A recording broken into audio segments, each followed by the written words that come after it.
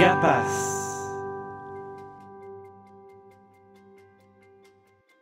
Un habitat inclusif, le projet de fond, c'est un chez-soi comme tout le monde, parmi tout le monde. Ce qui semble être assez simple, mais qui pour des personnes en situation de handicap est assez innovant. J'habite à Versailles et je suis dans les habitats inclusifs. Pour moi, les habitats inclusifs, c'est un tremplin et c'est une étape pour essayer de me réparer intérieurement et envisager la vie d'une autre façon.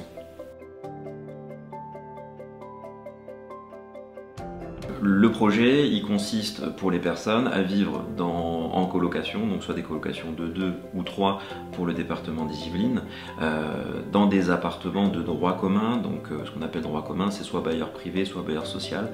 Là pour les Yvelines, c'est un bailleur social. Et effectivement, de pouvoir vivre comme tout le monde, comme n'importe quel locataire dans cet appartement. Je me sens très bien. J'ai un très bon contact avec mes autres colocataires.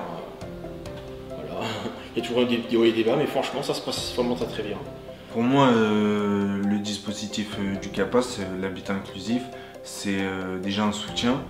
Et en plus de ça, il y a la communauté, ça veut dire avec plusieurs colocataires dans différents appartements. Et il y a une bonne ambiance, ça se passe très bien. Et je pense que comme je l'ai dit, c'est un tremplin, c'est pour nous aider. Et franchement, ça se passe très bien.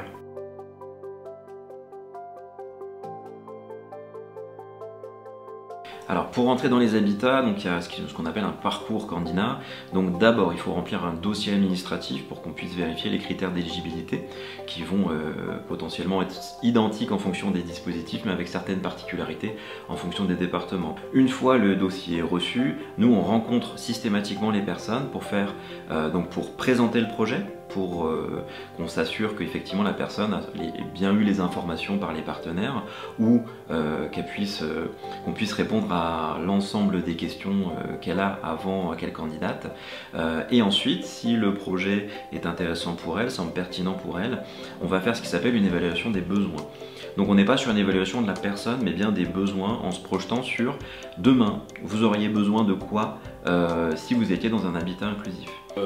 Moi j'ai beaucoup vécu avant dans des maisons assez rurales, dans des bâtiments assez vieux. En venant ici, j'ai tout de suite aimé le côté moderne, le côté chaleureux, la grande terrasse. Une fois que la personne a un avis favorable, c'est le parcours classique de quelqu'un qui va dans un logement, c'est-à-dire qu'il visite le logement, il visite une fois ou plusieurs fois le logement pour voir un petit peu est-ce qu'il s'y sent bien, est-ce que le quartier lui plaît, est-ce que est-ce qu'il y a toutes les commodités qu'il a envie.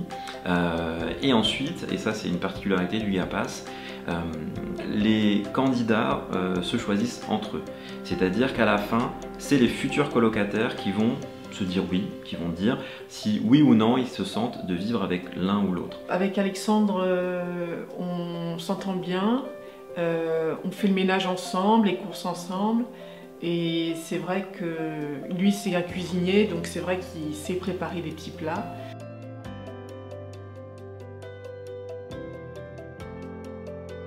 Le rôle du coordinateur d'habitat inclusif, donc moi je suis coordinateur des habitats et pas des habitants, c'est-à-dire que je suis garant de tout le projet qu'il y a derrière, donc le projet d'inclusion, le projet du vivre ensemble, le projet effectivement de la colocation, de fait de partager un appartement ensemble. Et pour les habitants, j'essaye d'être une ressource au maximum possible sur tous les projets, sur tous les aspects de leur vie, s'ils en sont d'accord. Le rôle du coordinateur dans les habitats, c'est d'être garant d'un bien vivre ensemble. Donc pour ce faire, il y a des réunions qui sont co-construites avec les habitants. Alors on dit réunion, mais c'est plus des temps d'échange où à l'intérieur, effectivement, on va co-construire la forme, on va co-construire la durée, on va co-construire les sujets avec les colocataires. Les temps de réunion, ça sert à régler des désaccords, parler et prévoir des projets ensemble. Je suis en colocation depuis 1 an et demi. Et ça se passe très bien. L'environnement est vraiment propice à bien vivre quotidiennement, on se sent bien. Je pense que ça a été, en tout cas moi je sens vraiment un idéal en étant ici.